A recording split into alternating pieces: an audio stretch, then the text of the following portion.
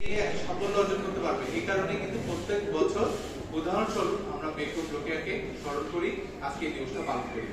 তো আমি বলবো যে বেগম রোকেয়ার যে সময়টা, এটা কত 1880, উনি জন্মগ্রহণ করেছিলেন 1880 সালে, মানে আজ থেকে আরো 150 বছর আগে। তাহলে 150 বছর আগে জন্মগ্রহণ করা একটা মহিলা, সে কত বাধা পেরিয়ে, তখন কিন্তু এরকম ছিল না।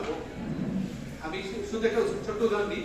আমেরিকাতে মেয়েরা ভোট প্রদানের, আমরা যে ভোট দিই না, ভোট প্রদানের অধিকার পেয়েছিল কত সালে? 1920 সালে। তার আগ পর্যন্ত কিন্তু মেয়েরা ভোট দিতে পারতো না।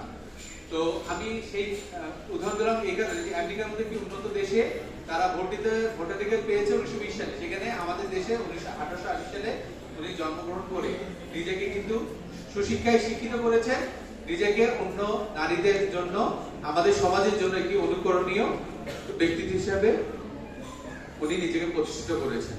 এখন উনি যদি পারেন আজ থেকে 150 বছর পরে জন্মগ্রহণ করে, তোমরা পারবে না? পারবে? আমরা কয়েকটা বিষয় কিন্তু এখন সরকার বা আমরা সবসময় প্রচার প্রচারণা করি। সেটা হচ্ছে প্রথমত হচ্ছে বাল্যবিবাহ করতে হবে। বাল্যবিবাহ করবো আমরা? হ্যাঁ, তার রেসপন্স নেই কেন? আচ্ছা, এখন হচ্ছে বাল্যবিবাহ কেন করবো না, সেটা হচ্ছে আজকে তোমরা শিক্ষার্থী, তোমরা কে কে বড় একটা স্বপ্ন দেখো না? তোমরা কেউ ডাক্তার হবা, কেউ ইঞ্জিনিয়ার হবা, কেউ আমাদের মতো সরকারি চাকরিতে আসবা, একটা স্বপ্ন তো আছে আমাদের। তুমি যদি বিয়ে করে ফেলো, তোমার পথটা কিন্তু অনেক কঠিন হয়ে যাবে, অনেক কঠিন হয়ে যাবে। আমাদের স্কুলের ম্যাডাম আছেন, উনি কিন্তু ওনার এক্সপেরিয়েন্স শেয়ার করেছেন। উনি হয়তোবা মানে পথটা পাড়ি দিতে পেরেছেন, ওনার হাজবেন্ড সাপোর্টিভ ছিলেন, কিন্তু এটা কিন্তু একটা রেয়ার এক্সাম্পল। আমি বলবো এই কারণেই যে সংখ্যাটা কিন্তু 100 জনের 10 জনও কিন্তু হবে না।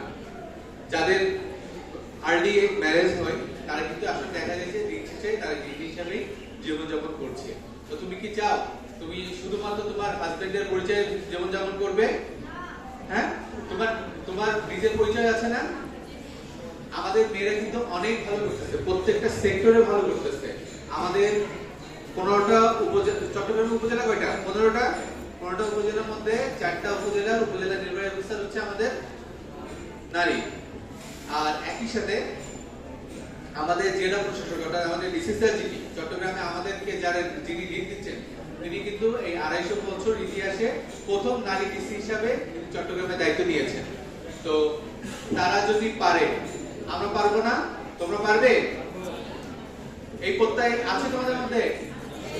আচ্ছা, আর আরেকটা বিষয় বলি, শুধু প্রশ্নের ক্ষেত্রে না, মেয়েরা কিন্তু এখন উদ্যোক্তা হিসেবে অনেক ভালো করেছে। আমাদের একজন উদ্যোক্তা কিন্তু কথা বলেছেন, তিনি কিন্তু সাকসেসফুলি কিন্তু ভালো করেছেন। তিনি কিন্তু মানে বলেছেন তিনি কিন্তু আমাদের থেকে বয়স অনেক বড়। তো এই বয়সে যদি উনি পারেন, তোমরা তো ইয়াং এজ, তোমাদের হাতে হচ্ছে বাংলাদেশ, তোমরা পারবা তো? তাহলে আমাদের কি করতে হবে? বাল্যবিবাহ বন্ধ করতে হবে, নিজে করবা না, আশেপাশে কোথাও হতে দিবা না। তোমরা তোমাদের বন্ধু বান্ধবী যারা আছে তারা পড়াশোনা ছেড়ে দেয় কিনা, বা স্কুল ছেড়ে দেয় কিনা, কলেজ ছেড়ে দেয় কিনা, এগুলো খোঁজ রাখবে। খোঁজ রাখলে দিতে হবে। পারস্পরিক সহযোগিতা যদি থাকে তাহলে দেখবে তোমাদের পথটা অনেক সহজ হয়ে যাবে। আর এই তোমাদের নারী দিবসের প্রোগ্রামে তোমরা এত গল্প করলে হবে না, একদম পেছনে তোমাদেরকে নিয়ে প্রোগ্রাম, তোমরা এত গল্প করলে তো হবে না। আমাদের ছেলেরা তো সুন্দরভাবে কথা শুনতেছে। এখন ছেলেরা, আচ্ছা আমি শেষ করি। একটা জিনিস হচ্ছে, সেটা হচ্ছে নিজেকে সবসময় আত্মপ্রত্যয়ী রাখতে হবে, সামনের দিকে আমাদেরকে এগিয়ে যেতে হবে। যত বাধা আসুক, এখন কিন্তু বাধা, আমাদের গার্ডিয়ান যারা আছে তারা কিন্তু সচেতন, তারা কিন্তু ছেলেদেরকে নিয়েও স্বপ্ন দেখে, মেয়েদেরকে নিয়েও কিন্তু স্বপ্ন দেখে। আমরা ছোটবেলায় যে মিনা কার্টুন দেখেছি, সেটা হচ্ছে আজ থেকে আরো 30 বছর, 25 বছর, 30 বছর আগে। তো মিনা কার্টুনে যেমন বলতো যে ওই পোলাই হইতো, তারপর হচ্ছে ডিমটা ছেলেকে দিচ্ছে, সেই কন্ডিশন কিন্তু এখন নেই। তোমাদের জন্য কিন্তু এই কন্ডিশনটা অনেক ভালো একটা পরিবেশ চলে আসছে। আমাদের গার্ডিয়ানরা কিন্তু এখন স্বপ্ন দেখে তার ছেলে